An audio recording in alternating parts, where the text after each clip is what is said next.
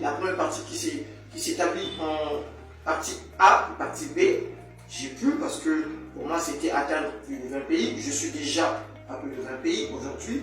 Et le point 2, c'était d'atteindre plus d'1 million d'employés dans le monde entier. Évidemment, aujourd'hui, nous sommes à plus de 1 million et quelques employés directs, groupe Negos. Je ne parle pas des prestataires, je ne parle pas de ceux qui ont des CDD, je parle de ceux qui ont des CDI, donc direct. On est à plus d'1 million. Ça, c'était ma partie 2.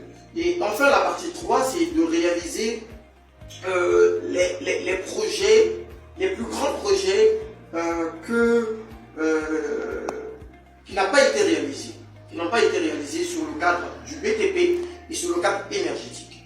Déjà, ça s'établit en 3 axes, le troisième point.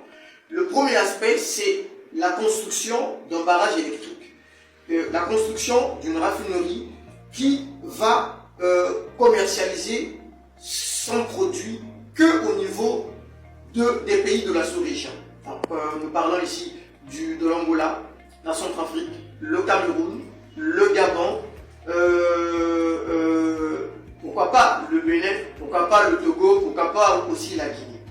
Voilà. Donc distribuer l'électricité, vendre notre électricité, voilà, au niveau des pays de la sous-région et vendre notre carburant au niveau des pays de la sous-région et construire 10 stations dans chaque pays de la sous-région.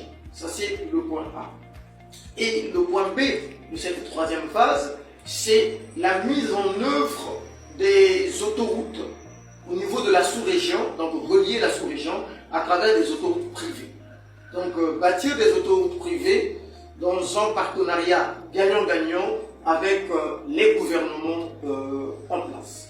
Donc, voilà un peu, en un mot, la vision, ma vision, la vision du groupe au niveau international, et en même temps, pour y répondre sur 100%, comme j'ai su le dire, que je suis déjà à 60% de réalisation de cette vision, et pour moi, il y a encore beaucoup à faire, et grâce à vous, les médias, grâce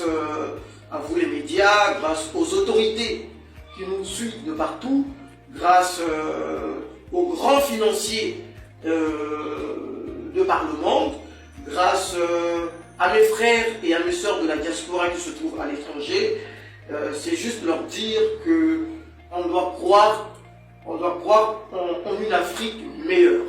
On doit croire en une Afrique étant berceau de l'humanité. On doit croire que l'Afrique ne va pas se relever par l'État, mais c'est le privé, c'est l'entrepreneuriat, c'est les chefs d'entreprise, c'est à nous de construire l'Afrique à notre image, à l'image que nous désirons, que nous complexons de l'Europe, des États-Unis. Bien reçu. Et donc, suite à tout ce que vous venez de dire, que vous êtes déjà 60%, sur 100%, vous avez plus de la moitié, et nous vous félicitons pour cela. Alors, une question nous vient à l'esprit de savoir, suite au projet de société de notre grand président du Congo, monsieur le patriarche Denis Sassou Nguesso, pensez-vous aller dans la même marche que le projet de société de la marche, de marcher ensemble vers un avenir meilleur? Comment pensez-vous appuyer cette grande initiative de notre patriarche suite à votre vision qui est le groupe Negos? Alors, j'ai rencontré pas mal de présidents. J'ai rencontré le président Patrice Talon, j'ai rencontré le roi du Maroc, j'ai rencontré le président du Kenya, et j'ai rencontré le président de la Guinée, donc c'est des présidents en exercice. Et de passage, j'ai rencontré le président du Gabon, voilà, de passage, lorsqu'il était ici au Congo, on s'est encore rencontré en France, il n'y a pas très longtemps, ça remonte peut-être à 5 à 6 mois, on s'est rencontrés. Mais parlons du président, son excellence, le patriarche, dans son ancienneté et dans son expérience, monsieur Sassou Nguesso Denis, et un homme, un grand esprit que je respecte beaucoup. Déjà, dans sa vision étant la marche vers le développement. Et sa deuxième vision, il dit, je cite, l'année de la jeunesse. Bien que c'est quelque chose qui a été mal intercepté, mal compris par les jeunes entrepreneurs. Et quand on dit, quand un grand esprit, un grand homme comme ce cher président, son excellence, monsieur le président Denis Sassou Nguesso, lorsqu'il dit l'année de la jeunesse, ça veut dire quoi?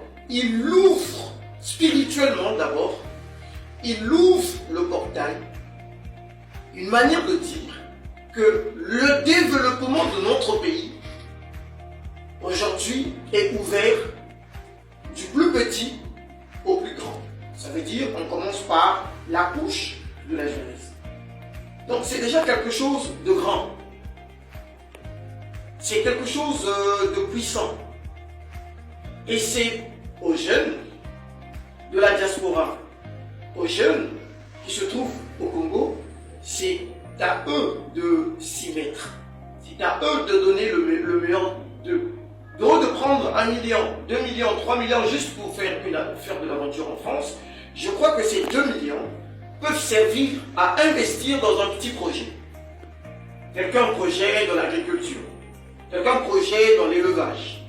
Il y a des projets au Congo auxquels l'on peut investir avec 200 000 dans une reproduction sereine et arriver à en découler quelque chose de grand. Il y a eu des grandes figures que je viens de rencontrer au Congo récemment, des grandes figures, et quand je prends témoignage de ces grandes figures, c'est des personnes, des hommes d'affaires qui n'étaient rien. Certains ont commencé avec des petits commerces, comme on dit, des petits commerces artisanaux, et aujourd'hui sont devenus des grands entrepreneurs. Donc c'est la même chose. Quand on prend des grandes figures comme au Nigeria, l'un de mes mentors dans le cadre de l'entrepreneuriat, M. Dangote, à toute fois nous sommes ensemble, à toute fois nous échangeons, à chaque fois qu'il y a une conférence, je ne monte pas. Mais quand je prends le témoignage de ce dernier, c'est une personne qui a eu une vision, une conviction. Donc pour y répondre tout de suite à votre question, oui, ma vision cadre avec la vision du chef d'État du Congo-Brazzaville. La marche vers le développement, l'émergence, l'ouverture du développement de la jeunesse. Voilà. D'accord.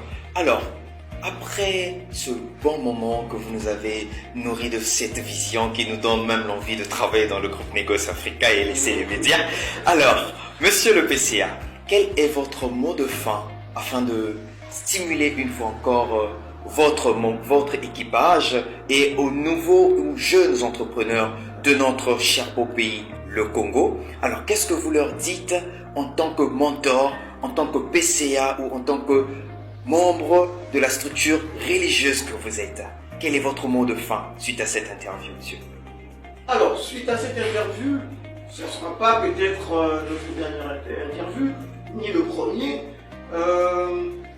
Premièrement, je tiens d'abord à remercier les 1 million et quelques employés du groupe Négoce au niveau international de leur persévérance, voilà, de toutes les énergies positives qu'ils mettent en place pour faire avancer la structure au niveau international. Et deuxièmement, un mot pour ce pays, le Congo. Un mot, le mot, c'est un mot simple. Courage, risque, conviction et détermination. Courage, risque, conviction et détermination.